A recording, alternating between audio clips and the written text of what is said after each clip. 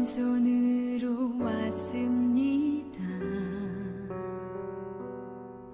작은 사랑 가슴에 안고 순종하며 왔습니다. 가슴이 움직이는 대로 이곳에 왔습니다. 나를 버리고 내려올 때 내 안에 넘치는 사랑을 보았습니다. 작은 순종에 하늘 문을 여시는 그 사랑에 눈물 흘립니다. 나 이제 이곳에 살아갑니다. 당신의 사랑 나누며 한 줌의 흙이 되기를. 이곳에 나를 묻고 내 생명 다할 때까지 떠나지 않습니다. 사랑 꽃을 피울 때까지.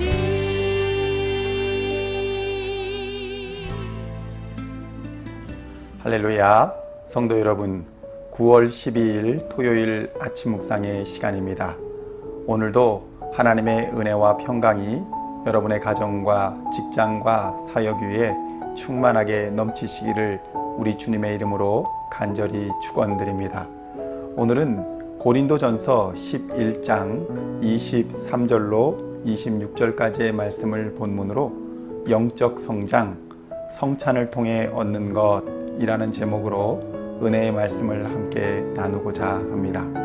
먼저 본문의 말씀을 제가 봉독해 드리도록 하겠습니다. 내가 너희에게 전한 것은 주께 받은 것이니 곧 주 예수께서 잡히시던 밤에 떡을 가지사 축사하시고 떼어 이르시되 이것은 너희를 위하는 내 몸이니 이것을 행하여 나를 기념하라 하시고 식후에 또한 그와 같이 잔을 가지시고 이르시되 이 잔은 내 피로 세운 새 언약이니 이것을 행하여 마실 때마다 나를 기념하라 하셨으니 너희가 이 떡을 먹으며 이 잔을 마실 때마다 주의 죽으심을 그가 오실 때까지 전하는 것이니라. 아멘.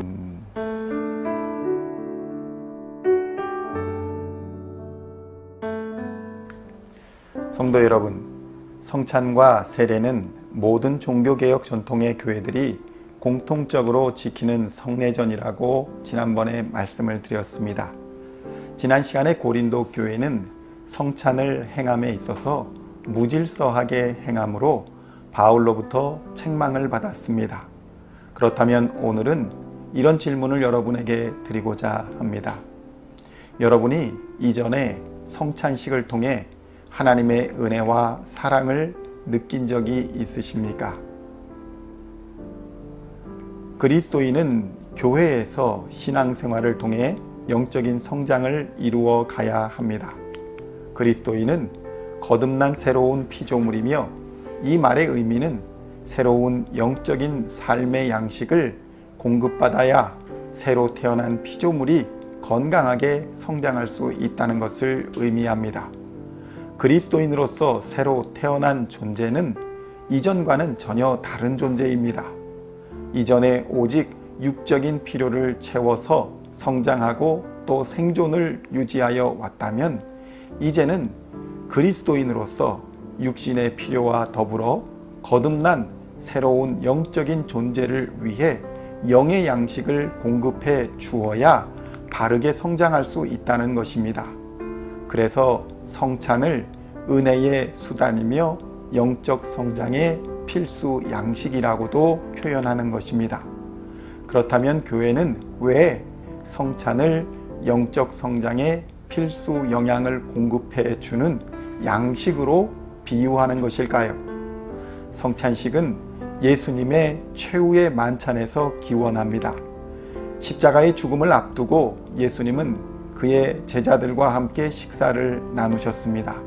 식사 중에 예수님은 유대인들이 일상의 주식으로 삼던 빵을 가지시고 이것이 내 몸이라고 말씀하셨고, 또 잔을 드시고는 이것이 내 피라고 말씀하셨습니다.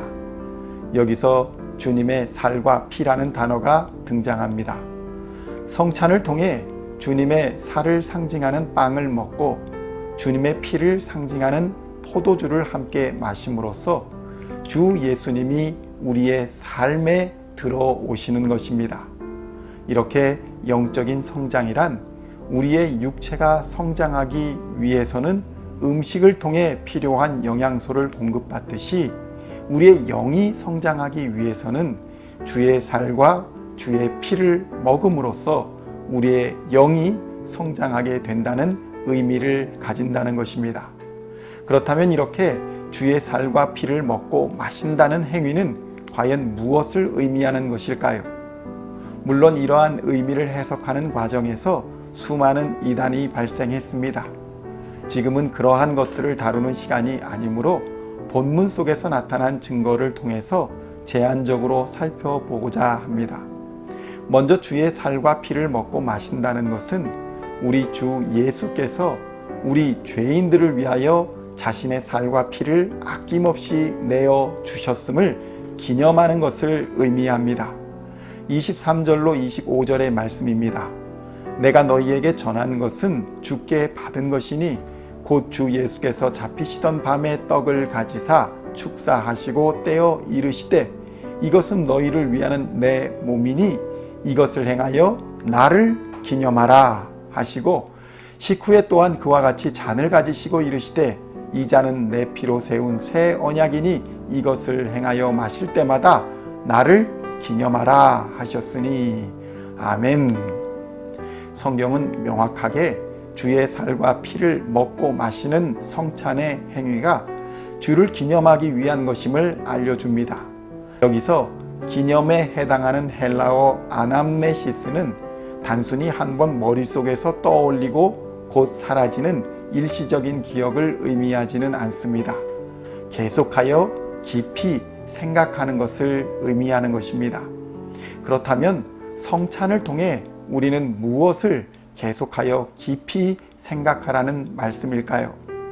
그것은 바로 우리가 먹고 마시는 예수의 살과 피로 말미암아 우리가 죄에서 구원을 받았다는 것을 기억하라는 것입니다. 우리가 예배 드릴 수 있음도, 하나님을 아버지라 부름도, 천국을 소망할 수 있음도 다 예수님이 살과 피를 주시지 않았다면 있을 수 없는 기적과 은혜임을 기억하라는 것입니다. 성도 여러분, 예수의 피와 살이 없으면 자유도 없고 교회도 없고 영생도 없습니다. 여러분이 예수의 피와 살을 취하면 여러분은 자유인이 되고 여러분은 교회가 되며 여러분은 영생을 얻는 것입니다. 그러나 이러한 예수의 피와 살에는 아무나 참여할 수 없습니다. 성도는 성찬 전에 자신을 돌아보아 죄악을 회개하고 정결한 몸과 마음으로 예식에 참여해야 하는 것입니다. 그래서 우리는 첫째로 자신을 돌아보아 회개하고 정결케 됨으로써 영적인 성장을 이루게 됩니다. 성찬은 회개하게 하고 정결케 하는 능력이 있습니다. 성도 여러분, 회개하는 사람이 성장합니다. 하나님은 교만한 자를 물리치십니다. 둘째로는 이 성찬은 예수님을 경험하는 것입니다. 육신을 배부르게 하는 것이 아니라 내 안에 그리스도의 살과 그리스도의 피가 흐르게 된다는 것입니다. 예수의 피가 흐르는 사람은 예수의 사람이 되어 작은 예수의 삶을 살아갈 수 있게 됩니다. 내게 자유와 생명을 주시기 위해 십자가의 모욕과 고통과 죽음을 감수하신 그 예수의 피가 내 심장에 흐른다면 나도 예수님처럼 나의 이웃과 나의 가족과 나의 형제 자매들을 위해 심지어는 원수들을 향해서라도 사랑과 희생을 감수해야 하지 않겠습니까? 이것이 바로 영적인 성장입니다. 영적 성장은 나를 넘어서서 예수의 장성한 분량에 이르도록 닮아가는 것입니다. 그리고 성찬은 나에게서 멈추는 것이 아니라 세상을 향해 주께서 우리에게 맡기신 복음 전파의 사명을 가지고 나가서 예수 그리스도께서 우리의 죄를 지시고 십자가에서 죽으셨다. 나를 자유케 하셨다. 나는 더 이상 죄와 분노, 탐욕과 거짓에 종노릇을 하지 않는다는 기쁨의 소식을 전하는 것입니다. 26절의 말씀입니다. 너희가 이 떡을 먹으며 이 잔을 마실 때마다 주의 죽으심을 그가 오실 때까지 전하는 것이니라. 아멘. 성도 여러분, 예수를 믿으면 더 이상 육신의 욕망에 종노릇하지 않습니다. 세상 권세에 기죽고 눌려 살지 않게 됩니다. 악한 마귀 권세와 불순한 어둠의 권세 위에 계신 하나님의 능력을 얻게 되는 것입니다. 먼저 여러분에게 이러한 자유와 기쁨의 큰 은혜가 임하시기를 우리 주님의 이름으로 축원드립니다.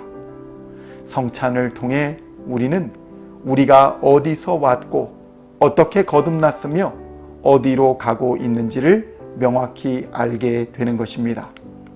오늘도 성찬을 통하여 주시는 하나님의 말씀 속에서 예수 그리스도를 발견하시고 예수님과 하나 되어서 그의 형상으로 닮아가심으로 말미암아 세상을 능히 이기는 그리스도인이 다 되시기를 우리 주 예수님의 이름으로 간절히 축원드립니다. 기도하시겠습니다. 하나님 아버지 감사합니다. 오늘 말씀을 통해 우리가 주의 살과 피를 나눈 하나님의 자녀들임을 기억하게 하시고 어둠의 권세와 세상 권세에 맞서 당당히 주 예수 그리스도의 이름과 십자가로 싸워 이기는 빛의 자녀들이 다 되게 하여 주시옵소서. 예수님의 이름으로 기도하옵나이다. 아멘.